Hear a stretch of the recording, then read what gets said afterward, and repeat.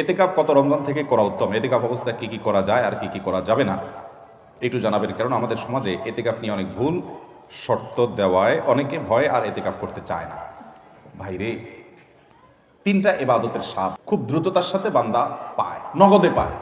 এর ভিতরে একটা হলো সিজদা, নামাজ। একটু আগে বললাম, যদি সুন্দর করে পড়েন আপনি নগদে স্বাদ পাবেন।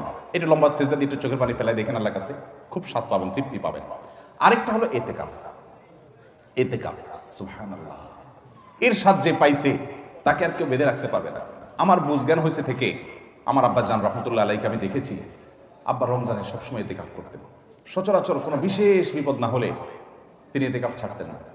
আব্বা জান রহমতুল্লাহ আলাই গত আগস্ট মাসের 18 তারিখে দুনিয়া থেকে চলে গেলেন। কয়েক মাস হলো। গত রমজানে আল্লাহর বান্দা ক্যান্সারে আক্রান্ত, গ্রামের বাড়ি পাঠাইছি আমি, ডাক্তার বলছে অবস্থা ভালো না, লক্ষণ ভালো না, একটু গ্রাম থেকে ঘুরে আসুক। আমি গ্রামে পাঠাইছি, উনি গিয়ে মসজিদে এতেকাফ বসে গেছে এবং শেষ দশক পুরাটা মসজিদে এতেকাফ করলেন। মারাত্মক ব্যথা, ক্যান্সারের পেইন। আমি বলছি কিভাবে এতেকাফ বসছে উনি? আমা বলে যে উনি এতেকাফ বসছে, উনি বলে যে আমি ভালো আছি, তোমাদের টেনশন করা লাগবে না, এতেকাফ ছাড়া আমি থাকতে পারবো না। শেষ দশক পুরাটা এতেকাফ করলেন। আজকের এই রমজানে আল্লাহর বান্দা কবরের বাসিন্দা। আমি নিজে আলহামদুলিল্লাহ চেষ্টা করি রমজানে এতেকাফ করার, চেষ্টা করি। খুব বিশেষ অসুবিধা না হলে আমার বুঝজ্ঞান হচ্ছে আমি চেষ্টা করি। আমল অন্য আমল করতে পারি না, এটা ছাড়ার চেষ্টা করি না, মানে এটা ছাড়তে চাই না, চেষ্টা করি এটা করার। এতেকাফের নগদ স্বাদ পাওয়া যায় ভাই, অভূতপূর্ব এক স্বাদ। যারা করেছেন তারা জানেন। আল্লাহর ঘরে একটু বসে যান, বসে ইবাদতবন্দি করেন, আপনার ফিল হবে কি জানেন? ফিল হবে গাট্টি বসকা নিয়ে আল্লাহর চৌকাঠে এসে পড়ে গেছে, এখানটা ফিল হবে, অনুভব হবে, অসম্ভব ভালো লাগে কাজ করবে। বিশেষ করে এই মোবাইল টিপি দুনিয়ার হাজারটা কাজে, ইজি কাজে বিজি থাকার এই সময় 10টা দিনের জন্য আপনি নিজেকে বন্দি করে ফেলেন মসজিদে, অন্যরকম একটা স্বাদ পাবেন। আরেকটা ইবাদতের স্বাদ নগদ পাওয়া যায়, অনেক ইবাদতের স্বাদই নগদ পাওয়া যায়। আমি তিনটা আমার অভিজ্ঞতার আলোকে বলছি। সেটা হলো আরাফাতের ময়দানের দোয়া। আল্লাহ যাদেরকে তৌফিক দিয়েছেন তারা জানেন কি তৃপ্তি, কি স্বাদ, কি ভালো লাগা। সেই দুপুর থেকে দোয়া একদম সূর্য অস্ত যাওয়া পর পর্যন্ত লম্বা সময়, কয়েক ঘন্টা পর্যন্ত চাইতে চাইতে আল্লাহর কাছে মন ভরে চাওয়া যায়, খুব ভালো লাগে কাজ করে। আল্লাহ আমাদেরকে সব ইবাদতের স্বাদ পাওয়ার তৌফিক দান করুন। তাহলে ভাইরা আমার, এতেকাফ ইনশাআল্লাহ আমরা করবো তো, আল্লাহ চাহেন তো। খুব লজ্জার কথা যে আমাদের দেশের মসজিদগুলোতে এতেকাফের জন্য টাকা দিয়ে লোক ভাড়া করা লাগে, আছে না নাই? আহারে কপাল পড়া রে।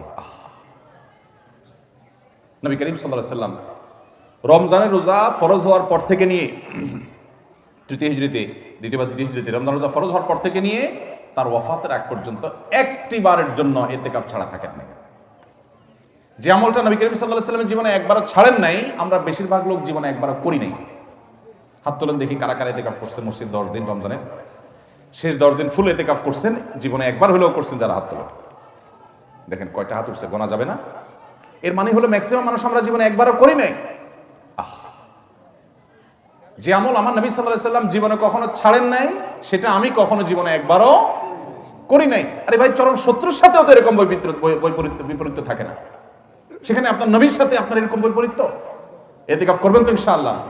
আপনি কিসের বিজি? আপনি আমার নবীর চাইতে আপনি বেশি বিজি, যিনি কাফাতুন নাসের কাছে রাসূল হয়ে এসেছেন, যিনি রাহমাতুল লিল আলামিন ছিলেন, গোটা পৃথিবীর মানুষের জিম্মাদারি যার মাথায় ছিল, মদিনা রাষ্ট্রের প্রধান যিনি ছিলেন।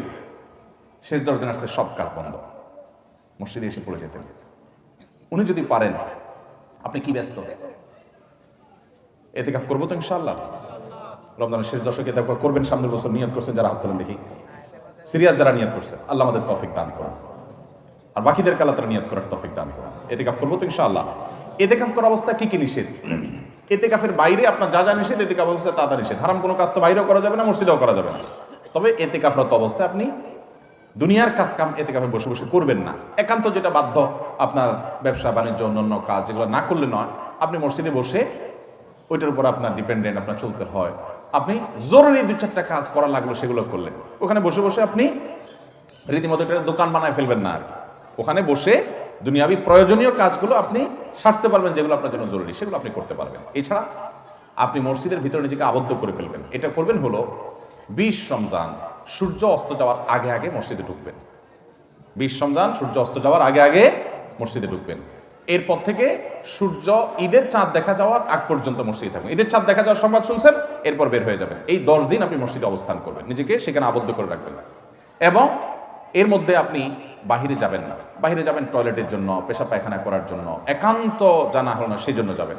এমনকি খাবারটা এনে দেওয়ার লোক থাকলে আপনি বাসায়ও যাবেন না।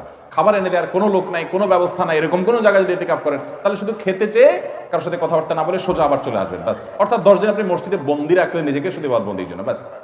এ হলো ইতিকাফ। সেখানে আপনি তেলাওয়াত, তাসবিহ, ঘুম, অন্য সাধারণ কাজ কাম সবই করতে পারবেন। এমন করে বললাম দুনিয়ার যে কাজ না করলেন সেটাও আপনি জরুরি কাজ মসজিদে বসে করতে পারবেন।